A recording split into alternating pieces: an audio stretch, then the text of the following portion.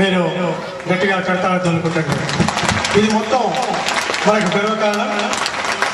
పూణె నుంచి భారతీయ విద్యాపీఠ యూనివర్సిటీ నుంచి వచ్చింది అవార్డు. శుక్లాంబరధరం విష్ణుం శశివర్ణం చతుర్భుజం ప్రసన్నవదనం ధ్యాయేత్ సర్వవిఘ్నోపశాంతయే అగజా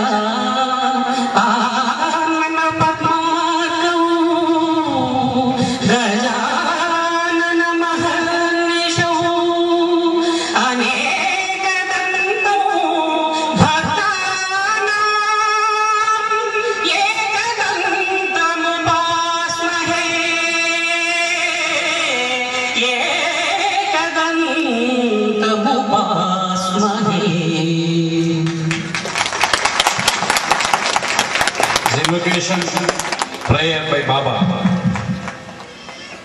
ప్రియాతి ప్రియమైన ప్రేమ స్వరూపులారా, The embodiments of love. నేడు 12వ ప్రపంచ శాంతి సదస్సు, బాబా గారి జన్మదినం, ఇవన్నిటిని పురస్కరించుకొని దేశ దేశాల నుంచి, ప్రపంచ నలుమూల నుంచి వచ్చినటువంటి ప్రముఖులకు, భక్తులకు, అట్లే ఎల్లలు దాటి వచ్చినటువంటి వారికి నా నుంచి ఎల్లలు లేనటువంటి ప్రేమతో కూడుకున్నటువంటి శుభాశీస్సులు అందిస్తున్నాను. On the occasion of 47th birthday and the 12th World Peace Conference, the persons, devotees sat on the dais and who has come from different parts of the country and abundant from who has come from foreign devotees. For all these people, Baba's love, unending love for all these people. ప్రేమ స్వరూపులారా, Embodiments of love. ప్రజలు లేని నాయకుడు ఒక నాయకుడు కాదు. Leader without people is not a leader. భక్తులు లేని దేవుడు ఒక దేవుడు కాదు. He is not God without devotees. కాబట్టి మీరంతా లేకపోతే, మీరంటూ ఒక కారణం అంటూ నాకు కాకపోతే నేను ఈ భూమిపైకి రావాల్సిన అవసరమే లేదు. Because you have come here and created this incident and the occasion, there is no need for me to come here.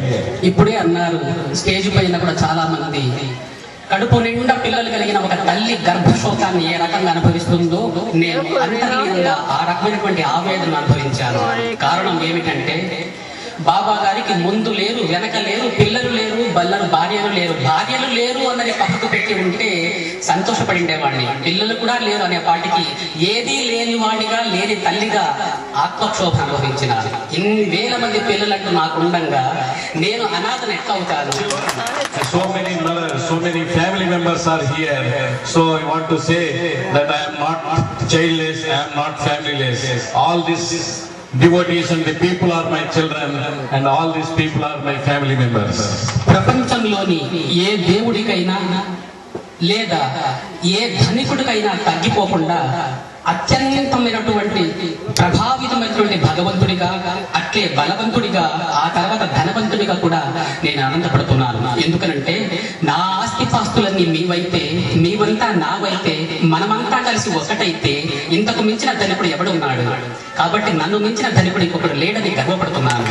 Baba is telling that he is the richest man on the earth. Why? Because there may be rich man limited to his family, limited to his assets. But here the assets of all the people, assets of all the leaders, assets of everything belongs to me. Whatever belongs to me is for the people. Whatever it is there with the people, it is mine. So if you join together the assets and the wealth of all of us put together, I am the richest man on the earth. ఏ ప్రజానాయకుడైనా, లేదు ఏ ప్రభుత్వమైనా, ఏ ప్రధాని అయినా, లేక పరమాత్మ అయినా కేవలం ప్రజల కొరకే.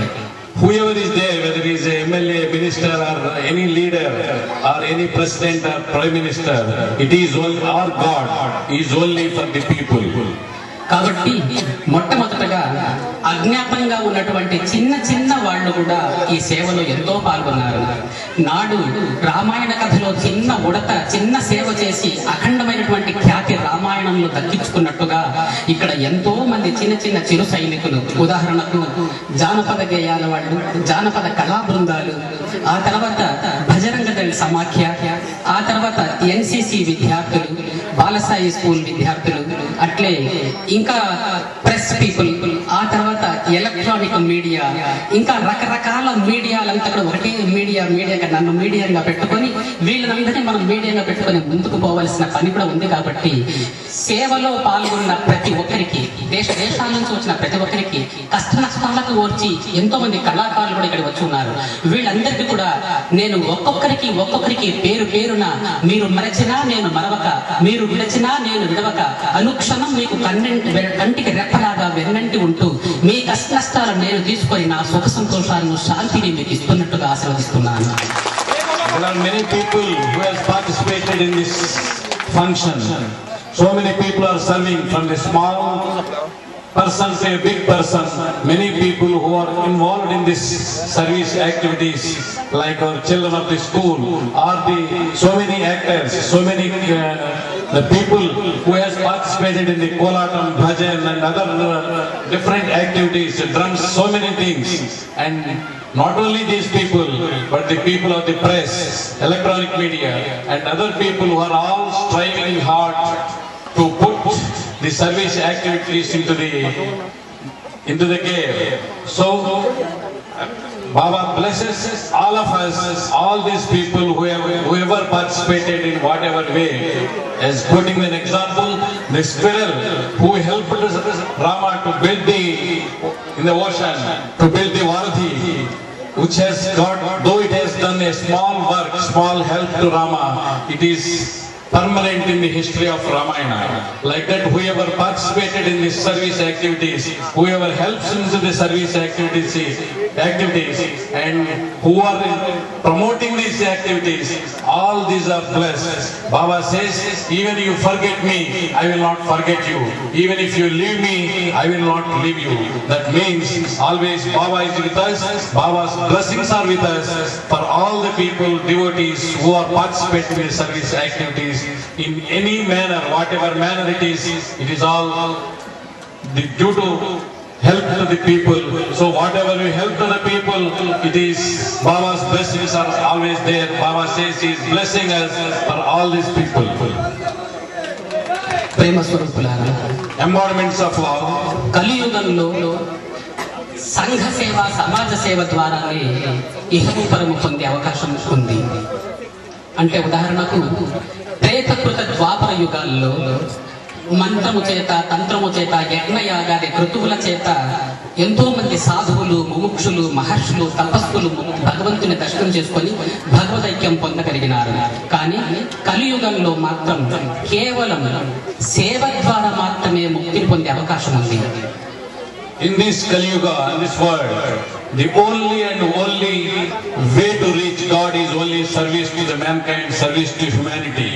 In the all earlier yugas of Dwapara, Treta Yuga, all these yugas, people used to perform rituals, rites and yajnas, so many things to please the God, to seek His blessings and to go to the moksha, to the salvation. But during this Kali Yuga, the only and only way to reach God is only through service. Service to the mankind is service to God. Service to humanity is service to God.